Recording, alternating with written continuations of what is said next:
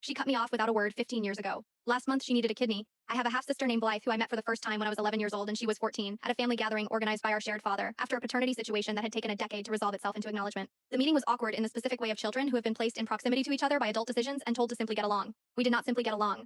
We did something slower and more genuine than that. We became, across several years of irregular contact, something that resembled actual sisters. Blythe was sharp and funny and had a quality I found both admirable and occasionally exhausting, which was that she committed to things completely. Friendships, opinions, decisions. When she was in your corner, she was entirely in it. I had assumed without examining the assumption that this applied to our relationship. When I was 26 and she was 29, she stopped returning my calls. No argument, no incident I could identify, no conversation that had gone wrong. She was simply there, and then she was not. Messages left on read. A birthday that passed without acknowledgement. A mutual contact who confirmed she was fine, healthy, not in crisis, simply unavailable. I tried for 8 months. Then I stopped trying because continuing felt like a diminishment I was not willing to sustain indefinitely. I grieved it in the quiet way of losses that have no clear cause, which are in some ways harder than losses you can explain. I built my life around the absence the way you eventually build around any permanent thing.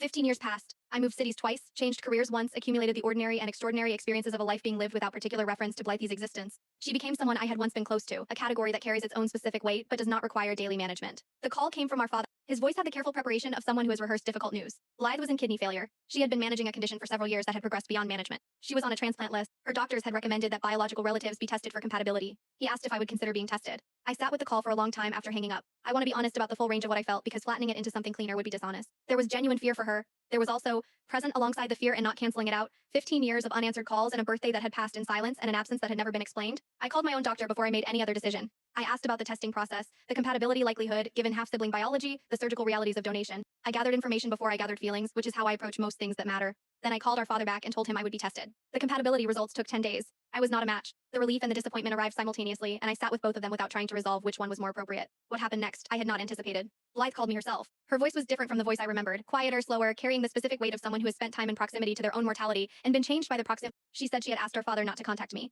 She said she had not wanted to put me in a position of obligation after everything. She said everything in a way that implied she knew exactly what everything referred to and that she had been carrying it for a long time. I asked her directly why she had stopped calling 15 years ago. The answer was long and involved a period of mental health difficulty she had not known how to navigate in company, a shame that had calcified into avoidance, and an avoidance that had eventually become its own kind of wall, too high, after enough years to scale without help she had not known how to ask for. I listened to all of it. I did not tell her it was fine because it was not entirely fine. I told her I heard her and that I was glad she was still alive and that I did not know yet what the relationship between us looked like going forward, but that I was willing to find out. She found a donor through the transplant list 4 months later. The surgery was successful. She is recovering. We have spoken 6 times since her discharge. The conversations are careful in the way of things being rebuilt from uncertain foundations, slow, structurally attentive, neither of us pulling weight the structure cannot yet support. Last week she sent me a photograph. The two of us at that first family gathering, 11 and 14, standing slightly apart with the awkwardness of children who did not yet know what they were to each other. She wrote underneath it only, "We figured it out eventually." I have not responded yet. I'm still deciding what I want to say. I think that is allowed. I think taking the time to say the right thing is allowed. I'm taking it.